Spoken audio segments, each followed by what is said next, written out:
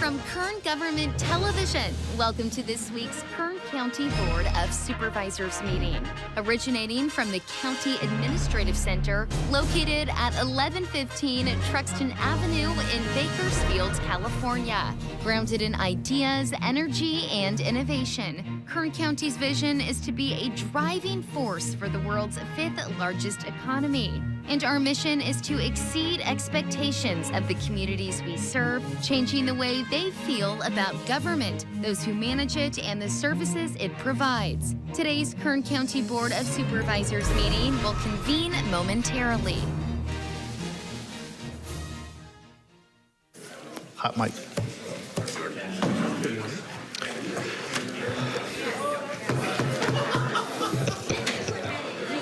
Okay, good morning. Board to reconvene. Madam Clerk, would you please call the roll? Supervisor Peters. Here. Supervisor Scribner. Here. Supervisor Flores. Here. Supervisor Couch. Here. Supervisor Perez. Here.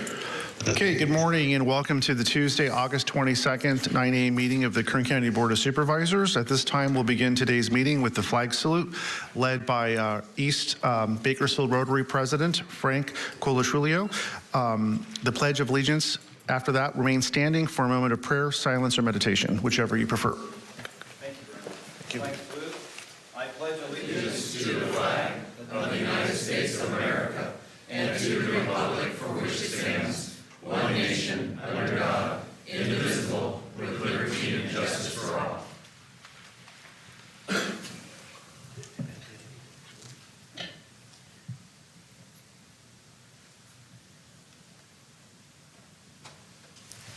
Thank you. Please be seated.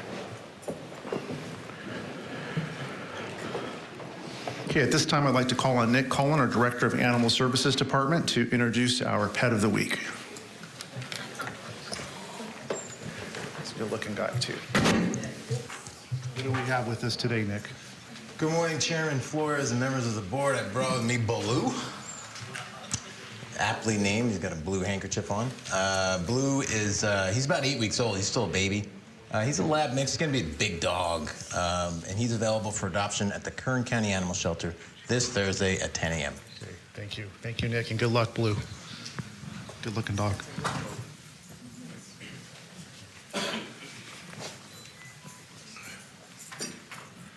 Okay, at this time, we'll begin by considering the consent agenda. Agendas are located at the tables toward the back of the room for anyone wishing to follow along.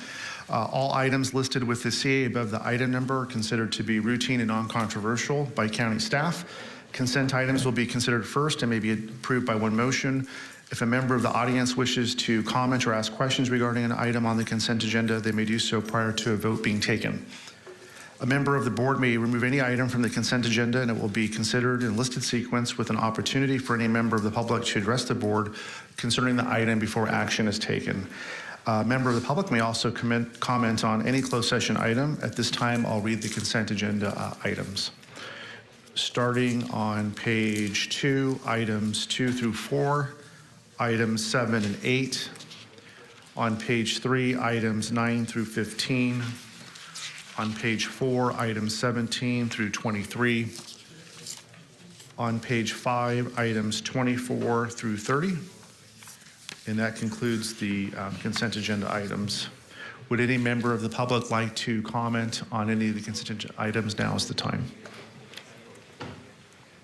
Okay, seeing none, I'll bring it back to the board for action. Motion on. Second. Okay, motion and second. Please cast your vote. The motion is approved. All ayes. Thank you. Okay, that brings us to item 1 under resolutions and proclamations. This is to proclaim September 2023 as Service Club Month in Kern County, and Supervisor Dave Couch will be making the presentation. Motion on the proclamation. Second. Okay, motion and second. Please cast your vote. The motion is approved. All ayes.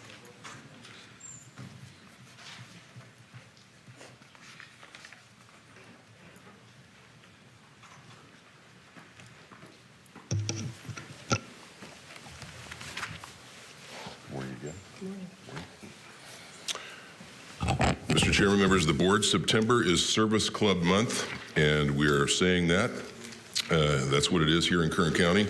I've got a proclamation I'm going to read in a moment, but if you think about service clubs, they really are part of the fabric of our community and provide such an incredible amount of support to so many, and it often goes unseen. Tens of thousands of volunteers volunteer each year. This is across the country. Millions of dollars in funds are raised for so many worthwhile projects. Diseases and afflictions are prevented. They have a dedication to literacy, extremely important, especially here in Kern County. And millions of lives are bettered, and some are actually even saved because of the work that service clubs do. And they don't get a lot of recognition, but we're giving that to them today. I'm going to read the proclamation. I'm going to turn it over to Fernando Aguirre, who is with Rotary District 5240. Do I have that right? Yes. Are you the president? No. No. Do you want to be? That's too much work. The proclamation reads, the Board of Supervisors, County of Kern, State of California, has officially proclaimed 2023 as Service Club Month in Kern County, and this recognition has been entered into the official board minutes signed by our Honorable Chair, Jeff Flores, as stated today, August 22nd, 2023. Fernando, I'll turn it over to you, and I know you have a special introduction to make.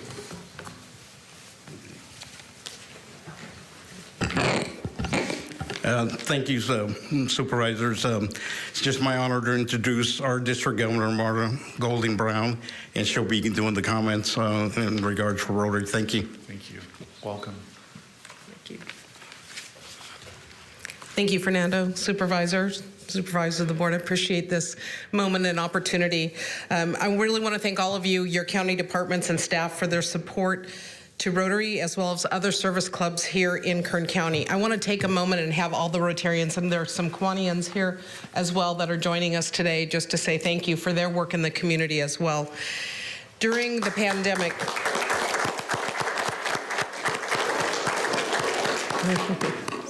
please stand.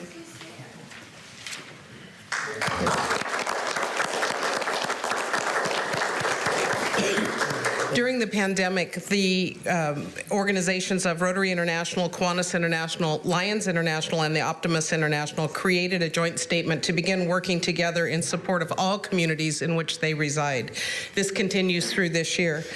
Woven through the fabric of virtually every community on Earth, service clubs of Kiwanis, Lions, Optimus, and Rotary are working safely and diligently to maintain connections with each other and our neighbors so that we can cope and overcome the lingering effects of the pandemic. Economically, we've all been struggling. Mental health is an issue that we're putting forth through Rotary International and others.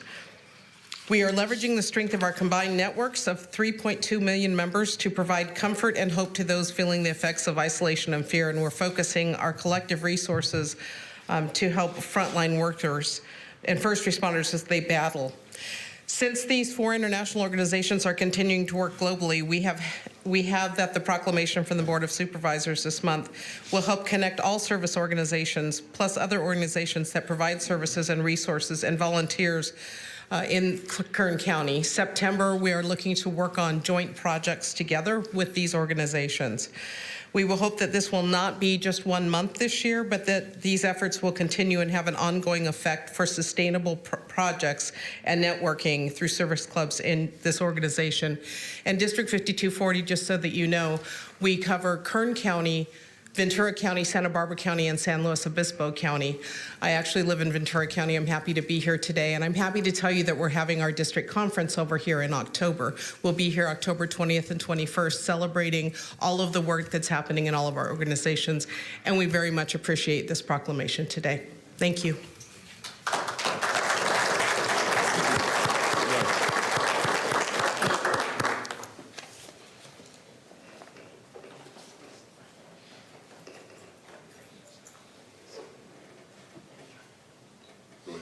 Oh, okay.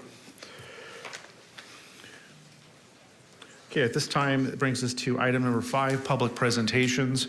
This portion of the meeting is reserved for persons to address the board on any matter not on this agenda, but under the jurisdiction of the board. Board members may respond briefly to statements made or questions posed. They may ask a question for clarification, make a referral to staff for factual information, or request staff to report back to the board at a later meeting. Also, the board may take action to direct staff to place a matter of business on a future agenda. Speakers are limited to 2 minutes. Please state and spell your name before making your presentation. Thank you. So now's the time for public comments. Anyone that wants to come address our board, please make your way forward.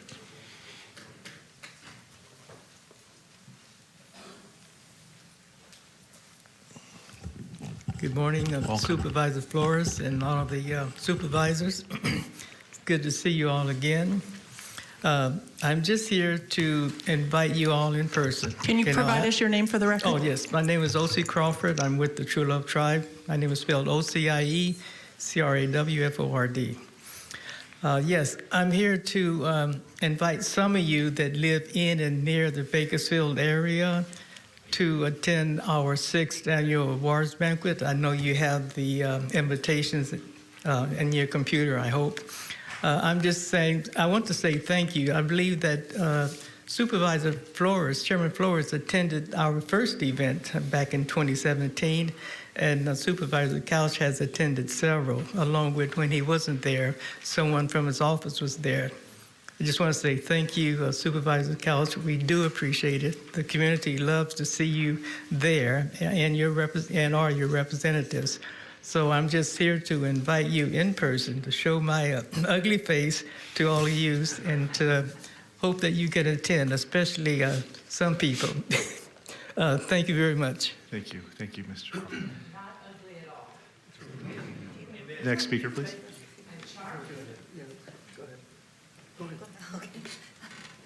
Okay. Well, hello, everyone. My name is Tracy Dominguez. I am a mother, a patient, and advocate, and a longtime resident of Bakersfield of Kern County. I would like to invite you all to the Medical Board of California in-person meeting in Bakersfield this week. It will be held at the DoubleTree Hotel on 301 Camino del Rio Drive in Bakersfield. Both Thursday and Friday meeting starts at 9 and will be held in the San Joaquin Room. I'm asking this personally from me and from so many other mothers and grandmothers and fathers here in Bakersfield who have lost their daughter, granddaughter, or suffered a long time harm due to maternal health issues or medical negligence. I know this all too well because I lost my daughter and my grandson tragically, needlessly, to medical negligence. The Medical Board of California typically goes to San Francisco at this time. But they listened to our advocacy for the past years and listened to our calls to bring this meeting to Bakersfield. And they did. They want to hear from our families on how they can better their care and improve the care in Bakersfield and throughout the Central Valley. We have sent you all an invitation by email. I'm asking you to support the Bakersfield families and come to the meeting and welcome the Medical Board of California to Bakersfield and to support the families who work so hard to endure the health care as a little safer for all of our families in the future. I hope to see you all there. Thank you. Thank you, Ms. Dominguez. Next speaker, please. My name is Gary Rodriguez. I'm a lifelong resident of Shafter. We've been working on a sewer project for South Shafter for the last 20 years. I want you to imagine what we take for granted when we take long, hot showers in the winter and cool showers during the summertime. Right? We do that easily without even blinking an eye. We use the restroom, right? Anywhere we're at, enjoyably. Okay, we also enjoy flushing. Okay, we enjoy washing our clothes, not worrying where the water is going to go. Okay, we enjoy a family meal at our kitchen table without having to deal with exterior smell. Okay. Many of us are able to buy our children or grandchildren the clothes that they need for the beginning of school. Okay. We have had failing septic tanks in South Shafter for more than 20 years. We have been expecting and expecting year after year for this project to come to a completion so that people can enjoy the lives that we all enjoy. Winter storms saturate the land. Okay, leach lines are not functioning as needed. Septic tanks are overflowing. And now with the saturation of Hurricane Hillary, okay, we don't know what the outcome is going to be, because once the water saturates the land, there are still consequences afterwards. Thank you, Mr. Rodriguez. You want to bring your comments to a close?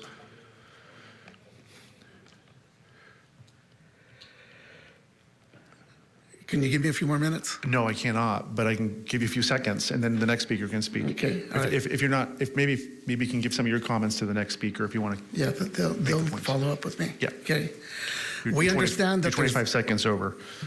We understand that there is money for phase one of the project. We don't want to lose that while we're waiting for phase two monies. Okay, we want to know where the holdup is, whether it's at the state, whether it's at Caltrans, whether it's at the county.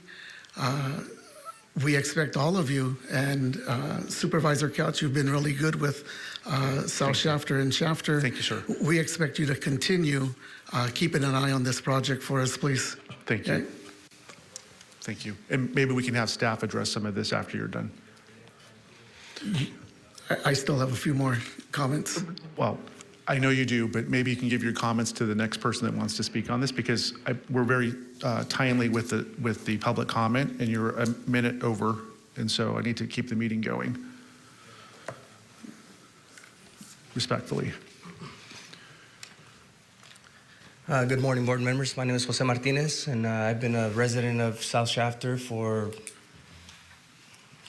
damn near my whole life, 30 plus years.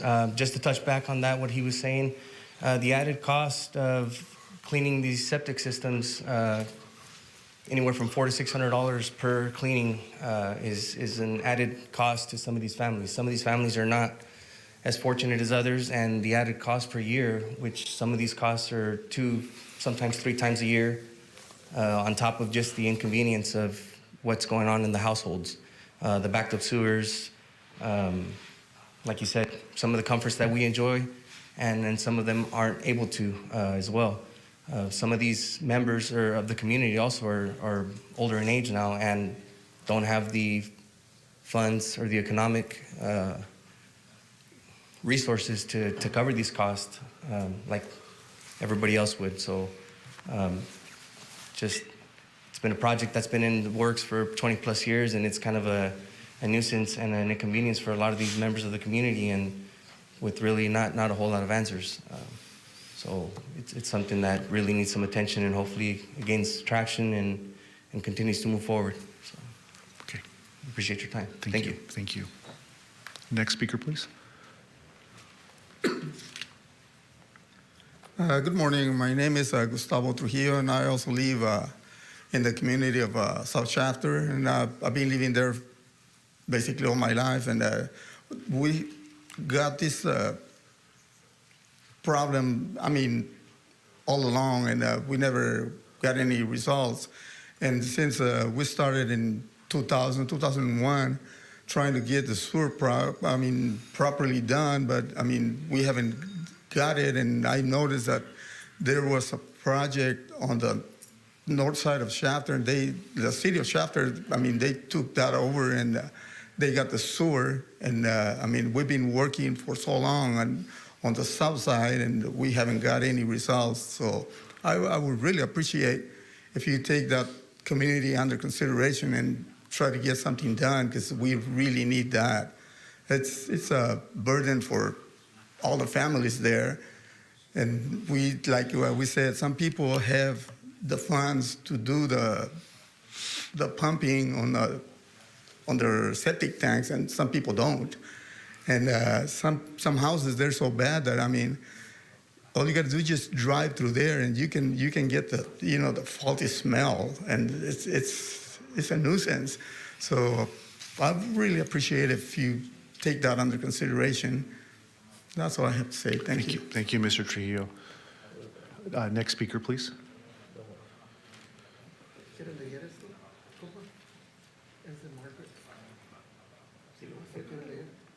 Will you read this? I don't speak Spanish. We have an interpreter, if you want.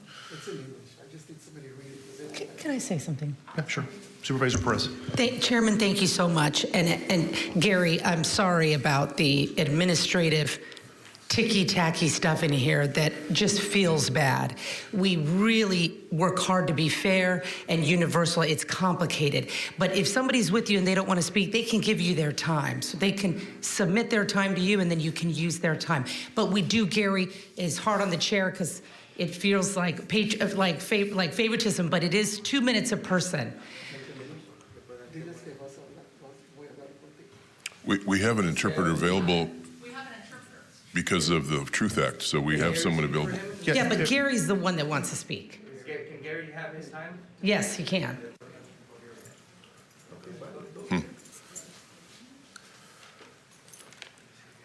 Thank you, Letty.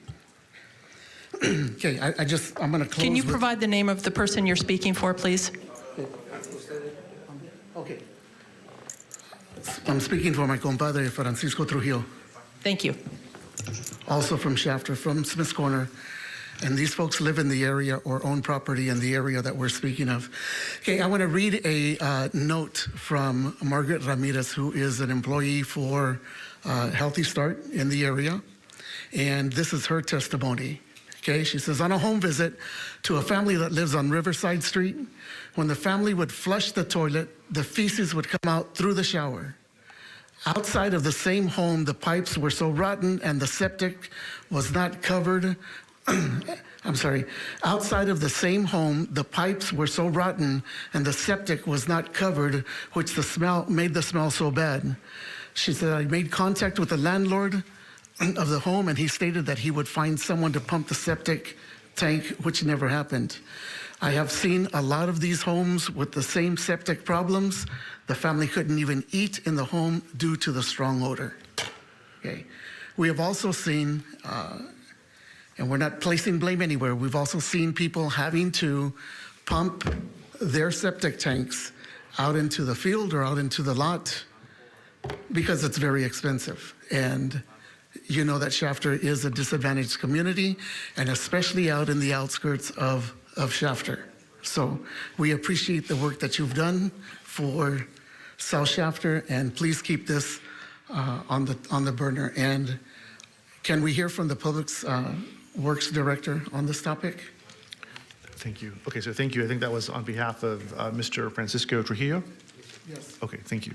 Chair, can I say something? Yeah, Supervisor Perez. To you, thank you for your indulgence and for allowing this conversation to. I know it's complicated and there are rules, and we got to be fair, Gary. You know, chair gets put in a tough spot often. That's no fun, but I appreciate your indulgence there, and thank you for coming forward and letting us know about this. And we're going to move the conversation along. So, thank you. Thank you. And I notice we have our Director of Public Works, Mr. Champlin. Would you like to say a few words? Chairman, may I? Oh, sure. Supervisor Couch. Sorry, I didn't see you. Josh, please make your way up here. I want to, because part of what I want to do is ask you something. I want to make sure that the board and the public are aware that Mr. Rodriguez kindly let us know last week that he and others would be here today to speak about this particular item. When we learned that, we got a hold of your office.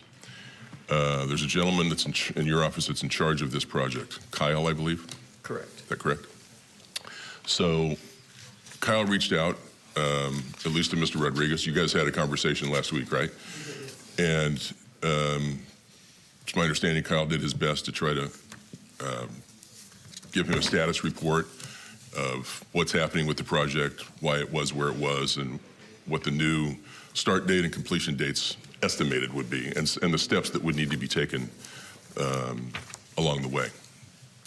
Fair enough? So it's good that you're here, though, to shine the light on the problem. What you said, I'm glad you came today, because what you said brings something to mind, and that is just the sewer lines may not fix some of the problems that you laid out. Just the installation of the sewer lines, not going to do much for the infrastructure of the home itself. So I'm going to speak with our planning director, Lorelei Oviatt. You know who she is. I don't know if this is the case or not, but there is something called home funds that might be available for an upgrade of the home itself, which it sounded like in some cases may be needed as well. So we'll be in touch with you all about that. Those are two separate programs. The sewer is one funding source. Home funds, I believe, are federal funding source. Anyway, could you, maybe I stole all your thunder there, but this is Josh Champlin. He's our Director of Public Works. Do you have any comments you could make about this project? Supervisor Couch, through the chair, and Thank you. members of the board. I just would like to give you kind of a history of this area as it was given to me. I'm relatively new to this position, and so, going off of history in the public works, the 20 years mentioned by the speakers today is true. These were when in the early 2000s, that's when these were brought to our attention. Public Works, since that point, has worked to try and find funding to do this project. This is an area of South Shafter that's sprawling, and it's very far from sewer. Our plan moving forward is to tie them into the city of Shafter sewer, and so in doing so, now we have a relationship that we have to work through with the city of Shafter, as well as the funding source that we have identified and we've been granted is through the state of California. And so, with all due respect, we've been working on this for 20 years. We've had the grant money since late 2017. So this project is an $18 million project. It's very complicated. Like I said, there's miles of sewer being put in this area, and we want to make sure we get it right. We currently have 100% design plans from a consultant, but we have taken another look at that because of the depths of the sewer that are designed in that area are so deep. And with the experience we have in public works in that area, we have very loose sand. And so we have designs for sewer that are in excess of 20 feet deep. So I know from experience that if we put that sewer in, we're going to lose the entirety of these roads. So we've taken another look at it, and we're getting closer to finalizing that portion of the project. We're also waiting on the city of Shafter to give us, we want Shafter to tell us exactly what their requirements are for turning this over to them at the end. Josh, can I ask you a question about that? The depth of the sewer, you said losing the entirety of the road. Does that mean with that depth, you have to have a wider trench to get to that depth, therefore you might not even be able to get in and out of the neighborhoods? It's not so much the trench. It could be done, but what happens is when you dig deep and there's a lot of sand, you have a lot of cave-in activity that happens, and so you have to widen it in a lot of cases, and you lose the roadway. So we're trying to avoid that, but at the same time, we want to set ourselves up in that area to be deep enough that we can accept surrounding areas in the future too. If we have the fortune to get more money, we can hook other rural areas up out there. The shallower we are on the sewer, the less future opportunity we have to reach out and grab these surrounding communities. So if we keep it deep, then we have a better opportunity to serve more people. Some of the challenges, we have environmental clearance for this, which was a hurdle we had to get over. We have the design now. The last challenge that we're seeking is we have to acquire a tremendous amount of easements to run the sewer in. These areas out there, there aren't easements to run these legally in. And so when we give these to the city of Shafter, they need to have easements so they can go in there and maintain and repair these systems throughout the years. So we're looking at 60 to 80 easements, different property owners that we have to acquire. And I had a meeting recently with staff. We brought in a private consulting company who does right-of-way acquisitions for us. And so we're going to fast track this, and we're going to push these acquisitions of easements through. My goal Internally, my goal for my staff is to have this project shovel-ready out to bid by next summer, so summer 2024. And then we're looking at a 20 to 24-month project. This is a very difficult project, a very lengthy project. So that's the goal that I've set for the team at this point. Well, if you don't start, you don't finish. So thank you. But I'm here for any more questions if the board has them. I appreciate the update. The gentleman that spoke here today, would you mind, Jim, Mr. Zervis over here, our CAO, I left a blank notepad at your desk. Would you guys mind leaving your name and contact information so that we can communicate directly with you about the status of the project and any changes in the future? Mr. Zervis is our CAO, the young man sitting right over there, far younger than me, put it that way. Thank you. And we're still under public comment, so anyone still wishing to address the board, please come forward. Thank you. Thank you, Mr. Chairman. Thank you, Supervisor Couch. Welcome, good morning. Good morning, Supervisors. My name is Nadine Escalante. I'm here in regards to the paperwork that the Public Health Department gives out to the street vendors that are a violation of the County Health Department codes. There was a gentleman in our neighborhood about 3 weeks ago that was given paperwork in English and he only read and spoke Spanish. A neighbor brought this to my attention. I went over there and spoke to that man. I literally had my daughter's boyfriend translate for us because we don't speak Spanish either.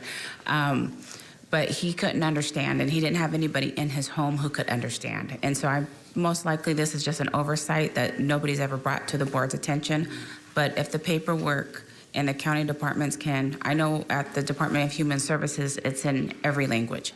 But at the health department, it needs to at least be in Spanish for our Spanish-speaking community. Thank you. Thank you. And I noticed we have our Director of Public Health, Brenda Kerrigan, so I think she's making the appropriate notations. So thank you. Any other speakers under public comment? Please come forward. Okay. Seeing none, I will move to board member announcements or reports. Okay. Mr. Chairman? Yes, sir. I want to wish Supervisor Peters a happy birthday. It was his birthday last week. Happy birthday, okay. And I found out that we are just 1 day apart, so that makes us practically twins, and you can clearly see the resemblance. Thank you. Happy birthday. Supervisor Peters, good. And happy birthday to you as well, Supervisor Couch. I appreciate it. Okay, thank you. Happy birthday to both of you. Okay, brings us now to item 16 under County Council. This is to conduct Truth Act Community Forum in accordance with Government Code Section 7283.1D regarding local law enforcement agencies' interaction with United States Immigration and Customs Enforcement for 2022. I would also like to note that before we begin, I want to introduce our interpreter, Fernando Lopez, who's available for anybody in the audience wishing to translate the proceedings from English to Spanish. Mr. Lopez, please come down to the podium so we can determine if your services are required. Thank you very much. And Mr. Lopez is also available for anybody requiring an interpreter to address the board during the public comment portion of this item.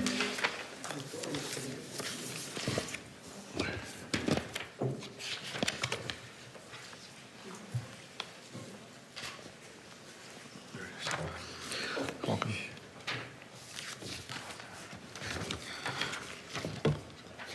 Buenos días, mi nombre es Fernando López. La Junta de Supervisores del Condado de Kern me han contratado para interpretar esta reunión del inglés a español y el español en inglés. Atrás en la mesa hay unos audífonos para las personas que quieran participar y escuchar lo que está pasando. Muchas gracias. Thank you. Okay, so at this time, I will turn this over to Margot Raison, our County Counsel, to kick off the presentation. Good morning, Margot. Good morning, Chairman, members of the board. At this time, I'd like to introduce Deputy County Counsel Chrissy Olson from my office, and she will be explaining and introducing this agenda item. Good morning, Chairman Flores, members of the board. This item is brought before your board this morning so a community forum may occur.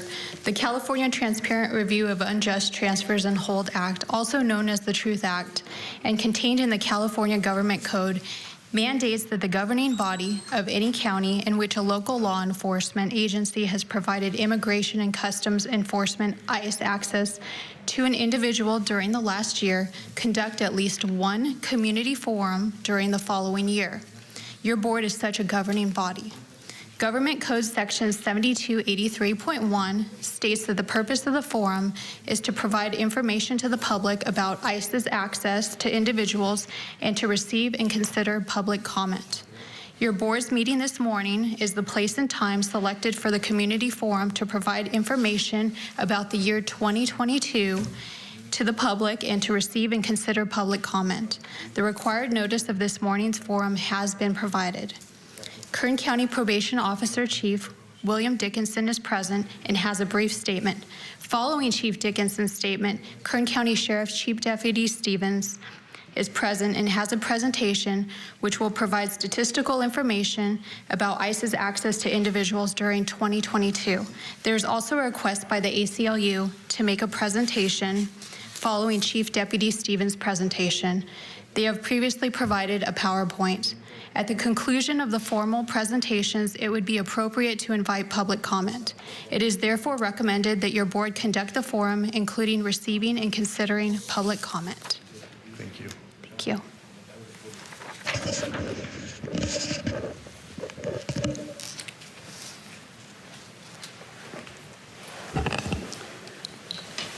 Good morning, Mr. Chairman, members of the board. Bill Dickinson, Chief Probation Officer. As you all know, Probation Department supervises youth and adult in the community who are under probation status or post-release status, and we also operate 3 distinct youth facilities where we house youth under the jurisdiction of the juvenile court up to age 25. In preparation for this forum, I directed staff to review our records for this reporting period, 2022. We have no records of requests for information from Immigration and Customs Enforcement and did not provide them access or information to any individuals relevant to the Truth Act. Therefore, I have no data to provide for the purposes of this forum. And that concludes my remarks, and I'll be available for any questions you may have. Supervisor Price? Good to see you, Director. This is your first hearing as Director, so congrats. Remind me if this has been your same report in the previous years or the Director's report. I just can't remember. Yes, it's been a very similar report the last several years where we've had no data to report related to this. Got it. That's what I thought. Thank you. Thank you. Thank you, Mr. Dickinson, for your report. Thank you. Okay.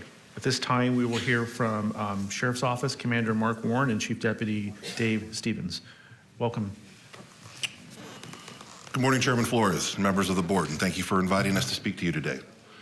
My name is David Stevens. I'm a Chief Deputy Sheriff of the Kern County Sheriff's Office. I currently oversee our custodial operations for the agency. To my right is Mark Warren, Commander of the Kern County Sheriff's Office. He oversees the downtown services operations, which includes our central receiving facility. As you're aware, Government Code 7283.1, subsection D, calls for a forum to provide information to the public about ICE's access to individuals and to receive and consider public comment, and to allow the Sheriff's Office to provide related data to the board. To that end, I would like to take a few moments to provide some data and information regarding ICE access to incarcerated persons during 2022. It is important to note that I will only be discussing matters related to the Sheriff's Office operations, as the Sheriff does not direct or have authority over the operations of federal, state, or other local law enforcement agencies. Before I get into specifics, I would like to reiterate some points that have been mentioned in past forums regarding what the Sheriff's Office does and does not do in relation to immigration enforcement. First, the Sheriff's Office does not hold incarcerated persons past their date of release or delay their release. The Sheriff's Office does not ask individuals about their immigration status or provide ICE with access to our databases. We are not involved in the enforcement of immigration law, deportations, or immigration sweeps. That said, the Sheriff's Office does cooperate with ICE as allowed by law, including making release notifications to ICE regarding eligible incarcerated persons only when requested and have qualifying charges.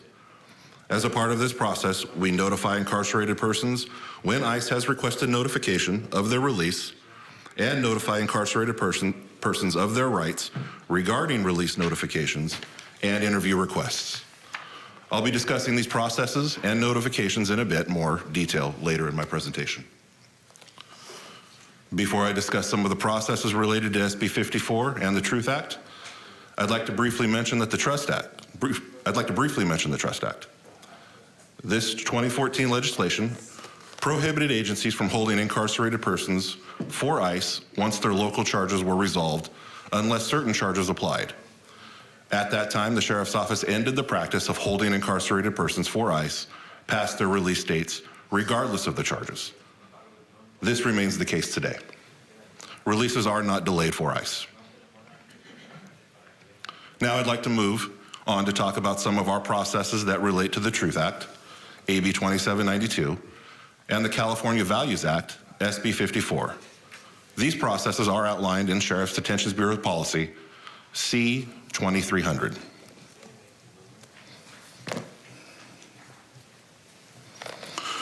First, I'll be talking about the requirements for release notifications and the transfers to ICE from the jails, which are outlined by the Values Act, SB 54.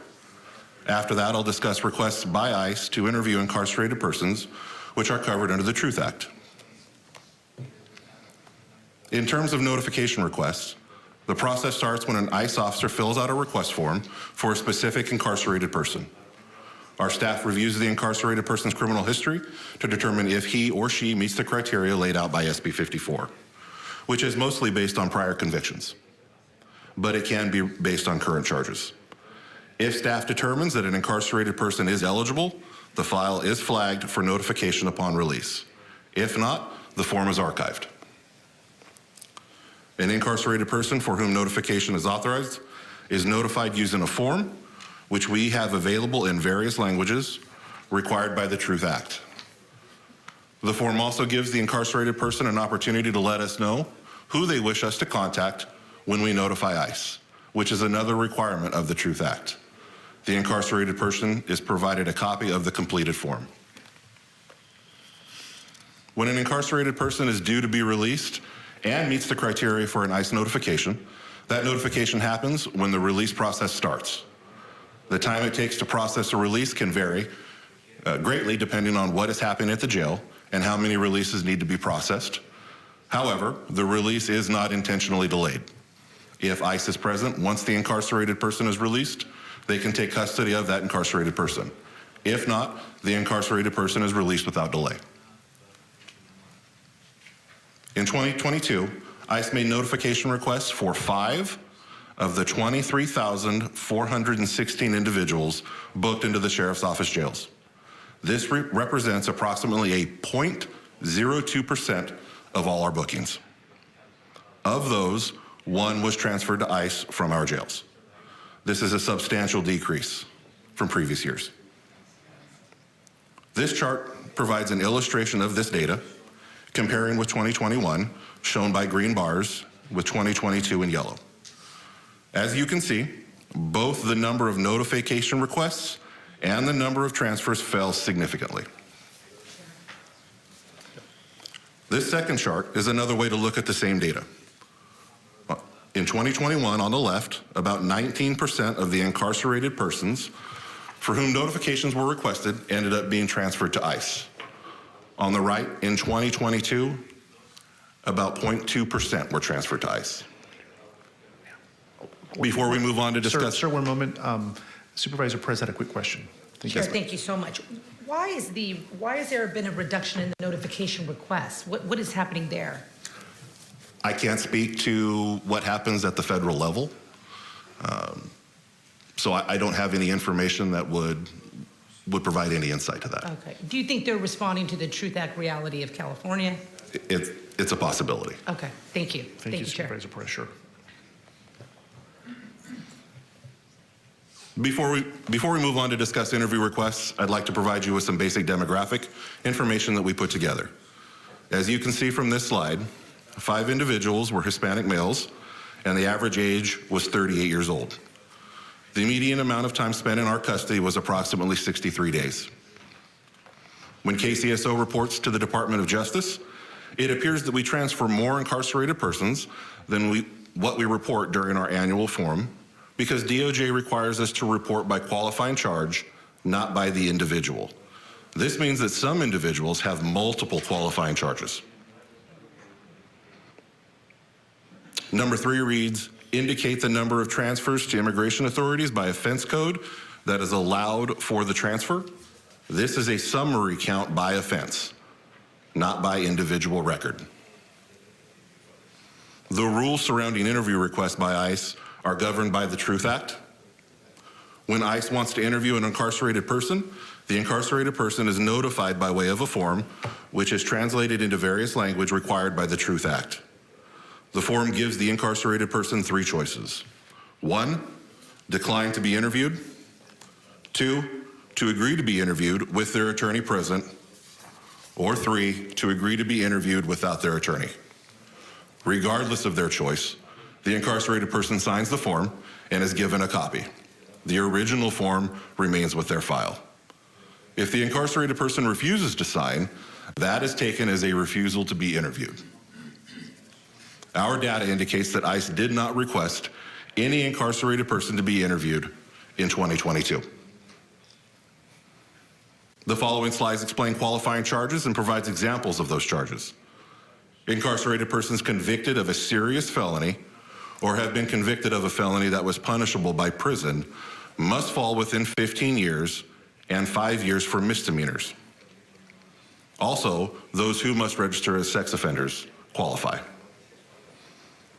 Incarcerated persons who were recently arrested and convicted, or incarcerated persons who have qualifying charges but have not been convicted, do qualify if the court finds there is sufficient cause. There are a few charges that qualify under Senate Bill 54. You may also find this list on the California legislative website. As we mentioned before, KCSO does not place any hold for immigration authorities. Incarcerated persons who have a release of notification form are released without delay if the ICE agent is not present. If the ICE agent is present, they can arrest once the incarcerated person's release is processed. KCSO policy strictly prohibits any kind of hold for immigration authorities agents and does not permit any staff member to accept a hold request. Before I close, the Sheriff's Office is not involved in arrests that ICE makes in the community. Whatever activity ICE may initiate locally are done so without our involvement. Second, ICE does not have access to Sheriff's Office databases, and we do not provide ICE offices within our jails. I would also like to extend our thanks to the ACLU for their cooperation with the Sheriff's Office staff to discuss these matters. Their collaboration has proven helpful in refining the Sheriff's Office procedures. The Sheriff's Office continues to review its operations and policies related to the Truth Act and SB 54 to ensure any involvement with federal immigration authorities is carried out within the relevant law. With that said, I would like to thank the board for inviting us to speak on this matter. This concludes my presentation. Thank you. Thank you, Commander Mark Warren, and thank you, Chief Deputy Dave Stevens. Supervisor Perez. Thank you, Chair. So if I could just get some clarity, if you do have ICE holds, they're being placed under the qualifying process in which you just laid out, or they're also being placed on an ICE hold by the feds, or is it just the one process you're referring to? Just the one process. Oh, interesting. Was that always the case, or there used to be the outside hold process? Prior to the Truth Act and prior to SB 54, there was an immigration hold that was made available to local law enforcement. We have since stopped accepting those holds. Okay, but that was not a Fed-imposed hold. Yes. Gosh, that's confusing. Yes. I'm so sorry. I'm really trying to clarify. But okay, that's really helpful, really. So now the only process by which an ICE hold can be maintained is the one in which you've explained here today. Correct, and it's not necessarily an ICE hold. It's more of a request for notification upon a release. So we don't hold. Interesting. We don't hold people that have qualifying federal charges that qualify for an ICE involvement. Okay. We notify as our policy dictates and as the law provides, but we don't hold we don't hold them past their initial release date on local charges. I see. Are you even referring to it as an ICE hold anymore? No. What do you call it now? Either an immigration release notification It's about the closest thing I could call it. What a big change. Thank you for your presentation, sir. Appreciate You're welcome. Appreciate your hard work. Thank you. Thank you, Supervisor Perez. Okay, at this time, I'd like to call on the ACLU. I believe they have a presentation. If they're in attendance, Mrs. Rosa Lopez.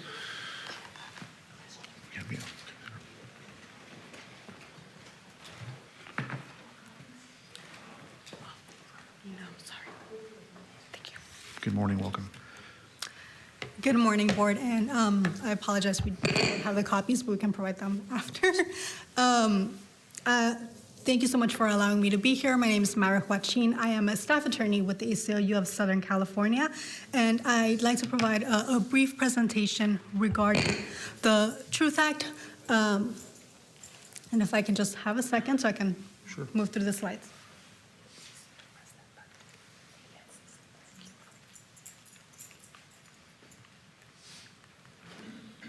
So I would like to cover some brief relevant laws and their significance, and then covering, from our perspective, some issues with within the Sheriff's Office policy, which we are indeed in contact with their office about, and we appreciate their willingness to consider some of the issues that we've raised, and they have expressed that they are amenable to possible changes. So we're hopeful that there may be some subsequent changes to those policies. And I'd also like to provide some information regarding the statistics. Some of it is similar, but there are some slight differences. So I do think it's important to cover that as well. So with regards to the key terms, especially because this is quite confusing, ICE refers to ICE Immigration and Customs Enforcement. A notification request is a request to law enforcement asking that they be notified of an individual's release date and time. A hold request is a request to maintain an individual in custody beyond their time for release. The Sheriff's Office has acknowledged that they are not indeed maintaining anyone past a hold, and we like to urge that that remain the case. And then a transfer request is a request to law enforcement to facilitate the transfer of an individual from criminal custody to immigration custody. We have seen, as Chief Stevens noted, that there was one such transfer last year that happened in October. And then a detainer request includes both a hold and a notification request. And this detainer request is important because there is some information with regards to detainers that have actually increased in the past year that I do want to bring to your attention. So I'll touch briefly on the California Values Act. So the California Values Act seeks to ensure effective policing and particularly to protect the safety, well-being, and constitutional rights of the people of California, including everyone who is here in Kern. As the Sheriff's Office has stated, they do collaborate with immigration, as they state allegedly for public safety.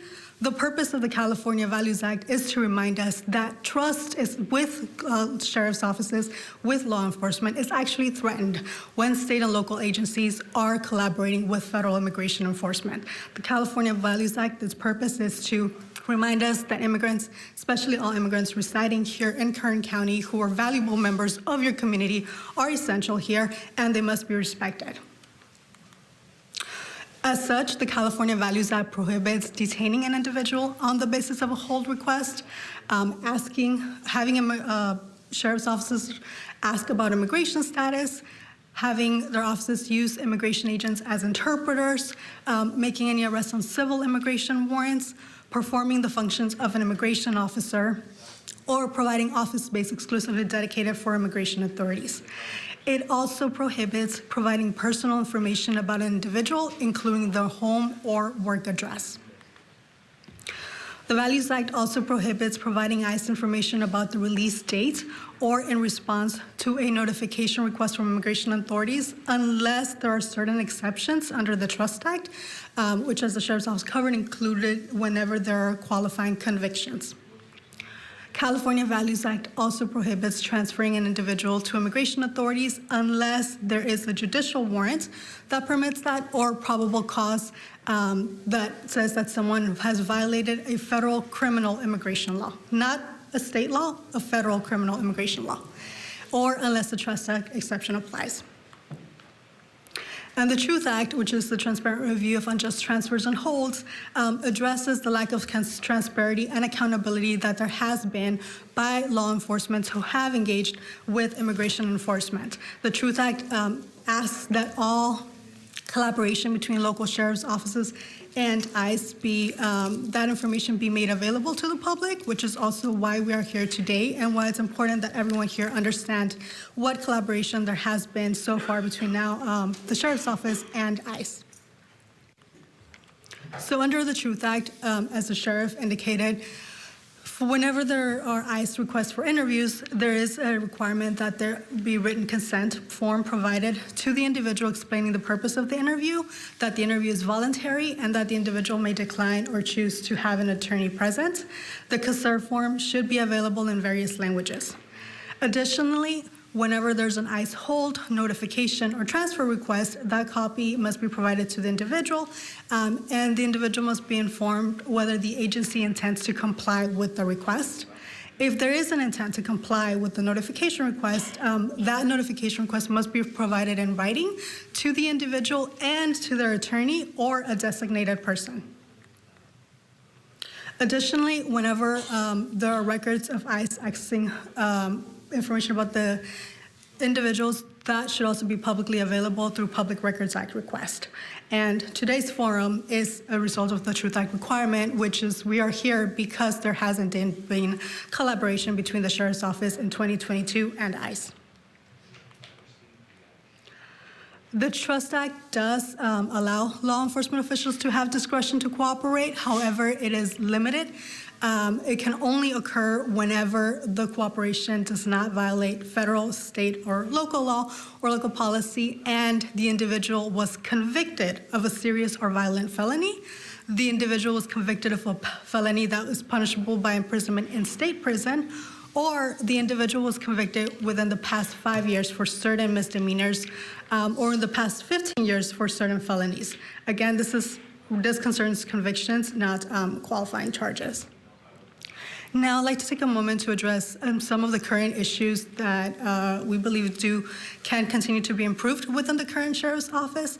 Again, these are issues that we have raised with the Sheriff's Office, and the Sheriff's Office has expressed an interest in considering potential changes. One being current language within the policy that authorizes the sheriff to delay the release of an individual for immigration authorities where the sheriff has probable cause to believe that the individual has committed or is committing a criminal violation beyond the charges which they have been released on. It's our understanding that the sheriff interprets this to mean a violation of state law and that there's probable cause to detain that individual. However, under the relevant laws that we've addressed, there is no authority for the sheriff to continue to delay the release of an individual because of a probable cause for a state-related violation. And so we are in contact with our office to seek potential changes to that language. Additionally, we are also in contact with them with regards to their current inclusion of qualifying charges, which we do not believe is actually applicable under the law. And then we're also in contact with them with regards to the need to continue to comply with notification and transfer requests once the qualifying conviction is verified. Now, I'd like to turn to the relevant data that we have received. And again, there are some slight variations. So I think we need to continue to check with the Sheriff's Office why there are differences in data that we receive versus what's presented. Because this is information that we received from Public Records Act requests to the Sheriff's Office. So the one additional piece of information is the number of detainer requests that have been logged by the Sheriff's Office. These, as I mentioned earlier, detainer requests are both hold and notification requests that are logged. There has been a striking number of detainer requests that were logged in May through December of last year. Specifically, there were 264, ranging from as few as 22 detainer requests to as high as 37 in a given month. I don't have the data from the previous year up, but in comparison, for the previous year in 2021, between May to December, there were only 35 detainer requests. And the early part of 2022, from January through April, there were approximately 100. So if you're looking at that data, every 6-month increment, there is a higher and higher number of detainment requests that are being logged by this agency, which, to address your question earlier, Supervisor Perez, there's actually continued interest by ICE to detain individuals. So even with the passage of the Values Act and the Trust Act and California's intent to remind our community that immigrants are essential and important, ICE continues to want to detain individuals and to get information and access to their information.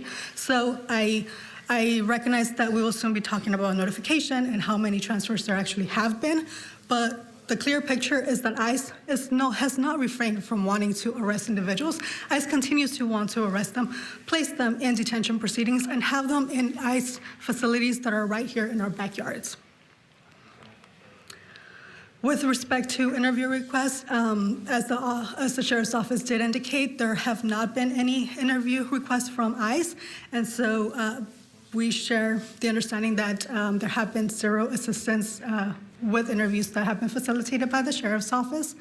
Now, as far as notification requests, we do appreciate having information that shows whether the individual was notified of an agency intent to comply with the ICE request and what that individual did, whether they agreed to the notification or whether they refused. We were only provided information for 4 individuals, so I believe there may have been a 5th notification request that maybe wasn't logged in 2022, but that is the data for those 4 individuals to whom we received information for. And from those individuals, you will see that half of them refused to have their notification, refused to sign that the agency was going to comply with the notification request, and only 2 said yes to it. One of those individuals was transferred to ICE on October 6th. It's unclear whether the individual whose notification request was provided in December was ultimately transferred to ICE or not, because I believe the data may have just not been provided there because it was already a new year. So there is 1 ICE transfer request that we are aware of, and 0 requests for interviews, and a significant and increasingly rising number of detainer requests that have been logged by the Sheriff's Office in the past year. And that concludes my presentation. Again, we will follow up with hard copies, and thank you again for your time. Thank you, Ms. Waching. Okay, at this time, I will open the public forum and call for any public comment. Now's the time. Please make your way forward if there's any public comment.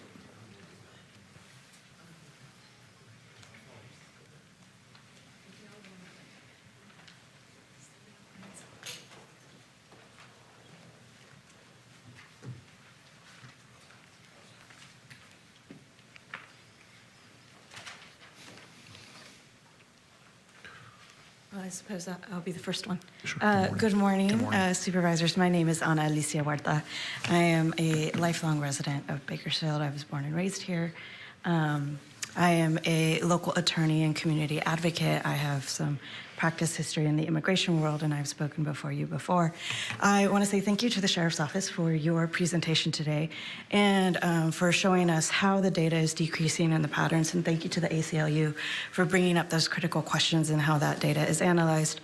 The question that I want to present to the Board of Supervisors today is, it seems that while there may have been discrepancies in the number of notifications that are received, that ultimately both offices agree that there was 1 ICE transfer, and this is a significant decrease as opposed to previous years. And I really want to point out that the Truth Act is merely the floor of our activism and how we take a role in the fight for human dignity for immigrants. You know, cooperation with ICE is not absolutely required of us. We do not have to do ICE's job for them. You know, we do have an option of just not cooperating with ICE, and there are other counties that have taken this step as well. This is not required of us. And so my question to the Board of Supervisors, and seeing this data, even with its discrepancies, what makes me think is what is the fiscal impact of this on our tax dollars, on our county budgets, on the Office of Law Enforcement? It seems that we're consistently as citizens confronted with law enforcement asking for additional funds to hire more officers, to have more community outreach projects, for all these things that we're hoping our law enforcement wants to participate in, but they're telling us they don't have enough funding. And so what is the fiscal impact in this cooperation here where it's only resulting in one transfer? Is that funding that can be rerouted to additional community programs? Is this cooperation absolutely necessary? What are the man hours and what are we paying for? Thank you. Thank you, Ms. Huerta. Next speaker, please.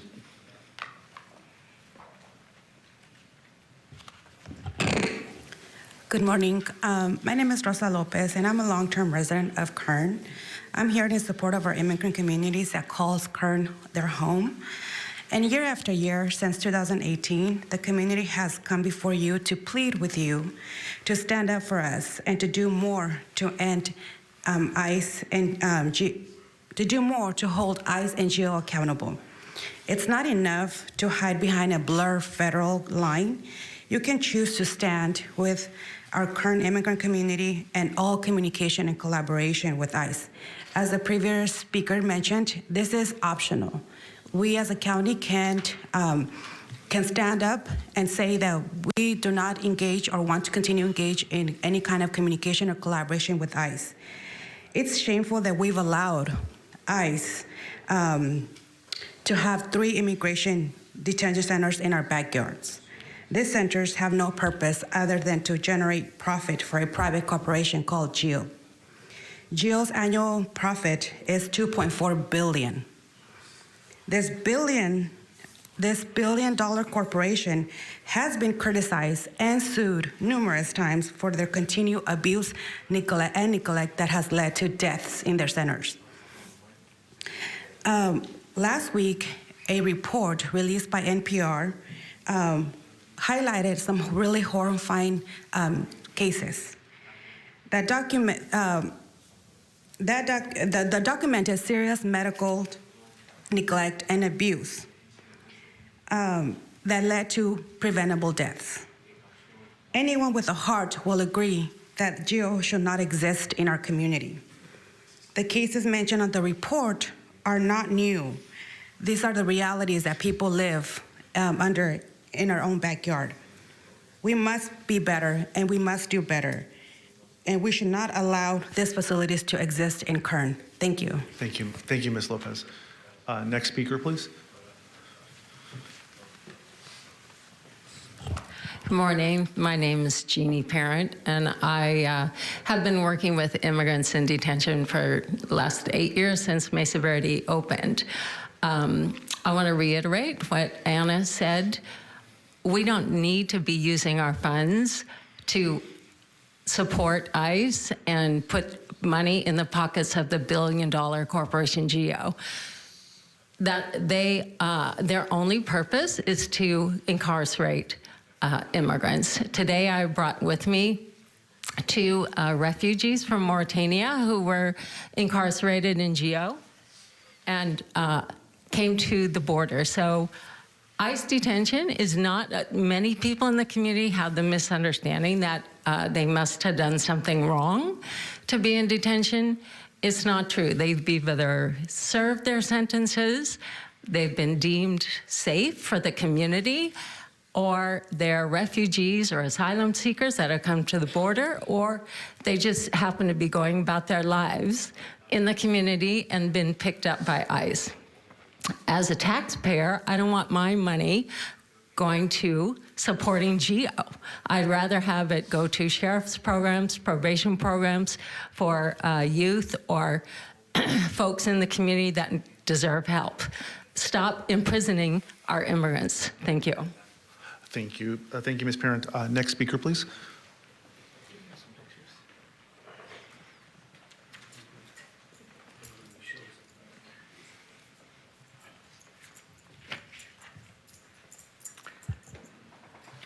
Good morning. I'm Eddie Lane. I'm a volunteer with Quasi. Good morning.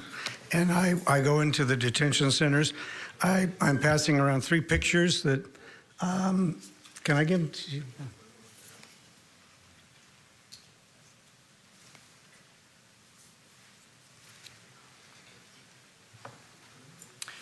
The first picture is from May 29th of 2019. I want to talk about a real person. This is my friend Armando. 2019, when he was released from Mesa Verde, actually from ICE detention center down on Truxton Avenue. I picked him up down there. The next day was May 30th, and he was at home in Napa and happy. The last picture is from August 8th of this year. And that picture shows him with his wife and daughter and a friend from Napa the day when he was, when the court in San Francisco said that they would no longer pursue his case. His ankle bracelet was taken off that day. So he spent 3 years with an ankle bracelet. The important thing about Armando is, aside from his freedom, is what happened in detention. I want to read a little bit. He was taken to the ICE, and this goes against what you've been hearing about how the Truth Act requires certain things. He was taken to the ICE office. Two agents tried to force him to sign papers to be deported. He refused.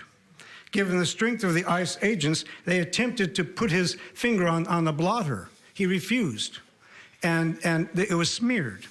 At that point, he pulled away. When he went back to Geo told him, back to the Mesa Verde, they told him, you're going to be deported on Monday. This happened on Friday. He was tortured. That was a term that Sal Moretti used from Supervisor Couch's office. This happened right here in Kern County. Mr. Lane. Thank you. Your time's elapsed, but thank you. Thank you. This should not have happened. Sure. Next speaker, please.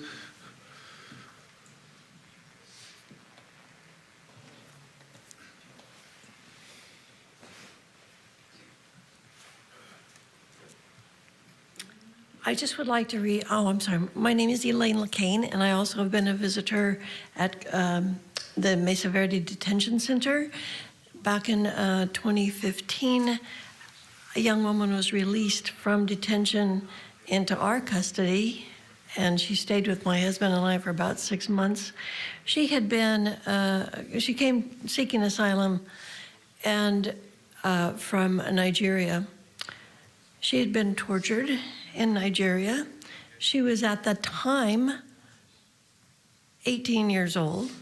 She was placed in ICE detention, even though she was underage. She was so determined to make her life here a success. We recently went to her graduation as a registered nurse in Houston.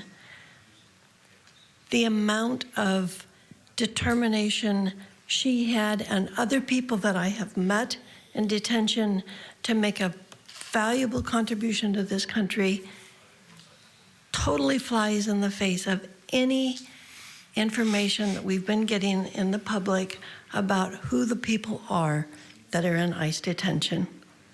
So I submit to you that any further connection with ICE should be terminated by Kern County. Thank you. Thank you, Ms. McCain. Next speaker, please.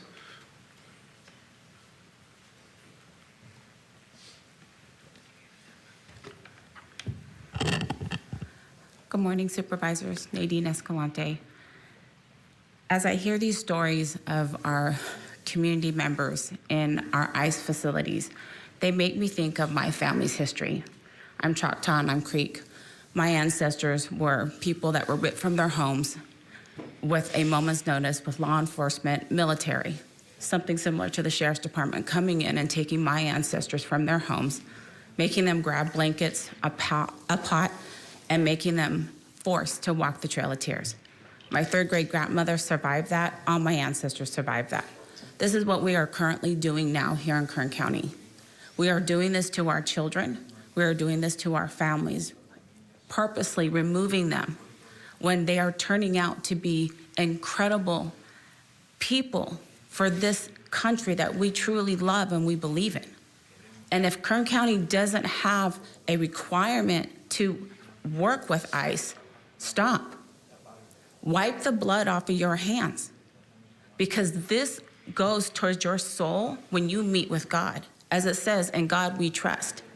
Is this what your children want to look up to you for your work that you've done with ICE and with the Sheriff's Department and with probation? No. Probation has been saying the same story since the first meeting in 2019, I believe, of no data. It's a lie. Sheriff's Department lied. We moved this meeting from 6 p.m. to during the day to remove the communities from speaking their voices.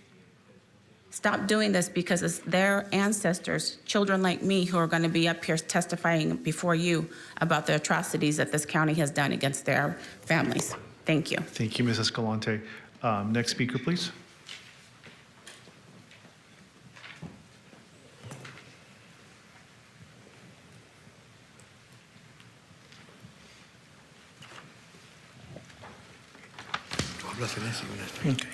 ¿Qué tal? Buenos días a todos. Mi nombre es Néstor Chávez. To everyone, my name is Nestor Chavez. Ya había hablado aquí hace 2 años, parece. I have spoken here before, I believe it was 2 years ago. En el 2021 yo fui arrestado afuera de la cárcel de Lerdo In 2021, I was arrested outside of the Lerdo jail por los agentes de migración. by immigration agents. Yo ya iba a ser liberado, pero me retuvieron como unas 3 horas más. I was about to be released, but I was held up for another 3 hours. Obviamente estaban esperando a migración que fuera por mí. Obviously, they're waiting for immigration to arrive for me. Fueron y me arrestaron, me trajeron para acá, para Mesa Verde. I was arrested there and I was taken to Mesa Verde. Ahí estuve 32 meses. I was there for 32 months. Peleando mi caso. Fighting my case. Nomás le pedía una oportunidad al juez. I Una only asked the oportunidad. judge for one chance. Y no me la querían dar. They did not want to give it to me. Entonces, es muy difícil. Ustedes no tienen la idea cómo lo tratan a uno allá It's adentro. very difficult. You have no idea how people are treated inside of there. Desde ese entonces, ahorita me he dedicado a mi familia, a trabajar en el field. Since then, I've dedicated myself to my family, to working in the fields. Miran cómo trabajamos de duro los inmigrantes en el campo.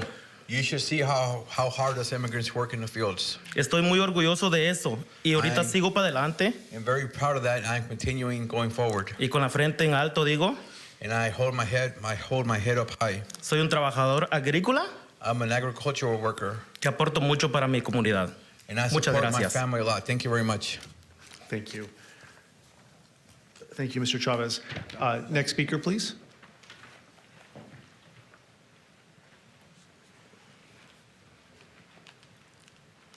Hello, my name is Andy Brian Villalobos. I just wanted to come up here and state that I thank you guys for all the protection that you guys do provide to the community, first and foremost. Coming from a family with background, law enforcement background, I know that it's a difficult job. You know, you guys took an oath that was to protect and serve, not to tear families apart. And like the word says, in God we trust. Well, God created the world, He created one race, and that was the human race.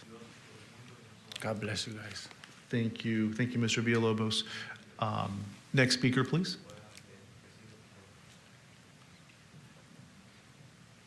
Okay, seeing none, I'll bring it back to the board for any comment, or staff, any final comments before we close the hearing. Supervisor Perez has a question. Thank you so much, Chair. Again, I want to thank our deputies and the members of the public who come here with such remarkable passion and a desire to see this government do its job better and to see this community flourish together with a better sense of harmony and love. I really appreciate that. I feel that from you, and I think that's what's driving you to be here, and that is such a good feeling because it's rare. So I want to say thank you. And I have a question about what's the methodology to our council to satisfy or try to get some clarity on, if I'm reading between the lines, statements from the public that are suggesting, there are ways around these policy matters that, families are still being injured in a way that some members of the community are troubled by. So, how do we resolve that conflict moving forward? I don't know. I feel like the communication has improved. I feel like The relationships are improving, and I am so grateful for that. That's a hard thing to do, and these are really hard issues. But I'm just curious, because we don't do this but once a year, how do we resolve some of what either our communication mishaps or perhaps bad faith? I don't know, because I'm not there and I'm not experiencing it, so I simply do not know. But I'm hearing that, trying to read between the lines. I know we want to move forward in a civil fashion, but I also don't want to ignore what I've heard today or what I believe that I've heard today. So, Council, if I could hear from you, I don't know if the answers before us, given these policy limitations, are that we're going to continue to have the conversation and people will continue to talk and we will get to know each other better. That I hope will continue regardless. But I don't know who the right person is to respond to, just a general concern I'm putting out there. And as a body, we just have to work through this and figure it out. So it's not as though I have the answers per se or need to have the answers per se. So I would just like to put that out for my colleagues. I know these are complicated issues. Not everybody on this board agrees with some of the information that's brought forward or feels the same way about it, and that's the reality. And so, moving forward, I would like some sense about how we clarify what appears to be some confusion. Thank you. Those are just some initial remarks. Okay, thank you. Any more remarks? I'm sorry, Jeff. I asked Council directly a question. Thank you. Sure. Supervisor Perez, through the chair, I'm not certain that there is, when you first said a policy difference, and I'm not sure that there is a policy difference. Two people are always going to see things differently. I know from just experience over the years since the Truth Act Forum has been in place, the Sheriff's Department and the ACLU, I don't know if they have regular meetings, but there have been ongoing communications, and I know that the Sheriff's Department remains open to speaking with them, speaking with the ACLU, discussing their concerns, and just as the numbers have shown over the years, there have been changes. So as the Sheriff said this morning, they remain committed to doing so. So I'm confident that further conversations will also take place. I also think just from my understanding of some of the statistics or the numbers that were presented this morning, some of the numbers that were presented by the ACLU, specifically related to the detainer requests, I'm not sure where those numbers come from, but from a Public Records Act request, it's conceivable that they came from a records request to ICE, not the Sheriff's Department. And the detainer requests don't change the way that Kern County Sheriff's Office behaves or responds with its obligations under the law with the Truth Act.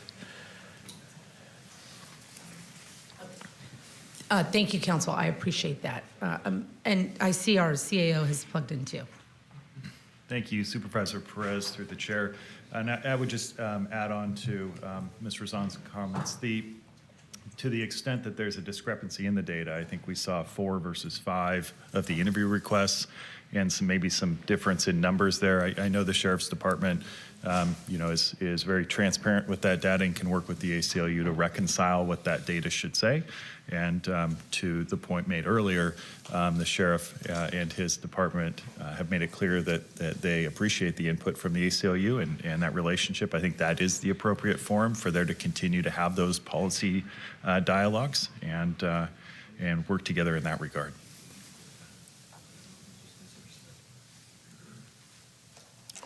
Thank you, Supervisor Perez. Were you going to say something? I was just going to say I agree with County Council and the CO's office that they said succinctly what I would like to reiterate. Conversation continues. I look forward to continuing that relationship with ACLU and discussing these matters, and that door is always going to remain open between you and our agency. So, thank you. Thank you. Thank you. So we're just wrapping up before we adjourn. Wanted to thank our Sheriff's Office for the annual report and all that you do in navigating both the federal laws that are before you, as well as the state laws that are before you, and navigating that to the best of your ability and being in full compliance. Thank you to our community stakeholders who came out and spoke. And just to delineate some of the comments that were made, that, you know, the Kern County, Kern is not GO, and I'm not going to talk about their record because I'm not familiar with that. And we're also not Mesa Verde, but we are the Kern County Jail, and just wanted to make that distinction. And then secondly, with respect to the timing of the forum, historically we've had better attendance when we have day session meetings on this topic, but it'll be for a future board to decide next year how they want to handle the evening versus daytime.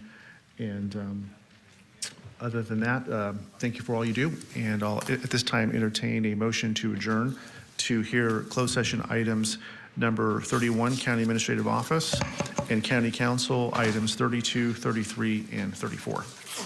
Motion to adjourn. Okay, thank you. We're adjourned.